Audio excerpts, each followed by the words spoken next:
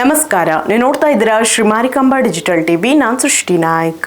Iran Israel ನಡುವೆ ನಡೆಯುತ್ತಿರುವ ಯುದ್ಧದ ಪರಿಣಾಮ ಈಗ ಕರ್ನಾಟಕದ ರೈತರ ಮೇಲೂ ಬೀಳುತ್ತಿದೆ.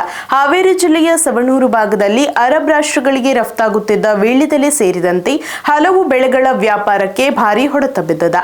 ಒಂದು ಕಾಲದಲ್ಲಿ ಉತ್ತಮ ದರಕ್ಕೆ ಮಾರಾಟವಾಗುತ್ತಿದ್ದ ವೀಳ್ಯದೆಲೆ ಬೆಲೆ ಇದೀಗ ದಿಢೀರ್ ಕುಸಿದಿದ್ದು ರೈತರು ಸಂಕಷ್ಟಕ್ಕೆ ಸಿಲುಕಿದ್ದಾರೆ. ಯುದ್ಧದ ಪರಿಣಾಮ ರಫ್ತು ಕಡಿಮೆಯಾಗಿದ್ದು ರೈತರ ಬೆಳೆ ತೋಟದಲ್ಲಿ ಒಣಗುವ ಸ್ಥಿತಿ ನಿರ್ಮಾಣವಾಗಿದೆ. ಇರಾನ್ ಇಸ್ರೇಲ್ ನಡುವಿನ ಯುದ್ಧದ ಪರಿಣಾಮ ಜಾಗತಿಕ ವ್ಯಾಪಾರಕ್ಕೆ ಹೊಡೆತ ನೀಡಿದ್ದು ಅದರ ಪರಿಣಾಮ ಇದೀಗ ಕರ್ನಾಟಕದ ರೈತರ ಮೇಲೂ ಬೀಳುತ್ತಿದೆ. ಹಾವೇರಿ ಜಿಲ್ಲೆಯ ಸವಣೂರು ಭಾಗದಲ್ಲಿ ಬೆಳೆಯುವ ವೀಳ್ಯದೆಲೆ ಬೆಳೆ ಇದೀಗ ದೊಡ್ಡ ಸಂಕಷ್ಟಕ್ಕೆ ಸಿಲುಕಿದೆ.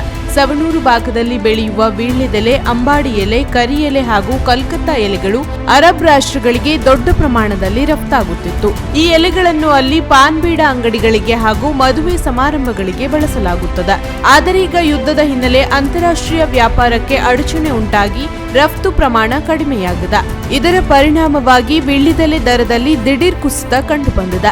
ಒಮ್ಮೆ 12,000ಕ್ಕೆ ಮಾರಾಟವಾಗುತ್ತಿದ್ದ ವೀಳ್ಯದೆಲೆ ದರ ಇದೀಗ 7,000ಕ್ಕೆ ಕುಸಿದಿದೆ ಎಂದು ರೈತರು ಅಳಲು ತೋಡಿಕೊಂಡಿದ್ದಾರೆ. ದರ ಕುಸಿತದಿಂದ ಸವಣೂರು ಭಾಗದ ರೈತರು ಸಂಕಷ್ಟಕ್ಕೆ ಸಿಲುಕಿದ್ದು ಬೆಳೆಗೆ ಖರ್ಚಾದ ಹಣವು ವಾಪಸ್ ಸಿಗದ ಸ್ಥಿತಿ ಎದುರಾಗಿದೆ. ಮಾರುಕಟ್ಟೆಯಲ್ಲಿ ಬೇಡಿಕೆ ಇಲ್ಲದ ಕಾರಣ ತೋಟದಲ್ಲಿ ಬೆಳೆ ಒಣಗುತ್ತಿರುವ ಸ್ಥಿತಿ ನಿರ್ಮಾಣವಾಗಿದೆ. ಇದರಿಂದಾಗಿ ವೀಳ್ಯದೆಲೆ ವ್ಯಾಪಾರಕ್ಕೆ ಸಾಕಷ್ಟು ಹೊಡೆತ ಬಿದ್ದಿದೆ. ಬೆಳೆಯ ಮೇಲೆ ಅವಲಂಬಿತವಾಗಿದ್ದ ರೈತರು ಹಾಗೂ ವ್ಯಾಪಾರಿಗಳು ಆರ್ಥಿಕ ಸಂಕಷ್ಟಕ್ಕೆ ಸಿಲುಕಿದ್ದಾರೆ.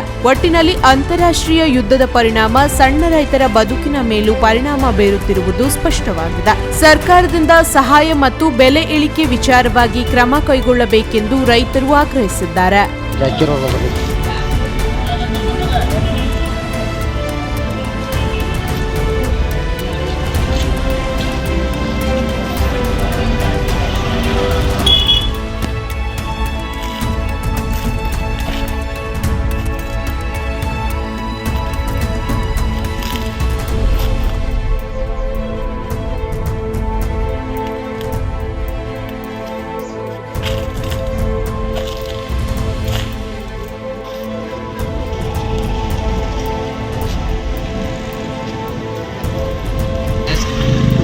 ಅದು ಕಟ್ ಆಗ್ತದೆ.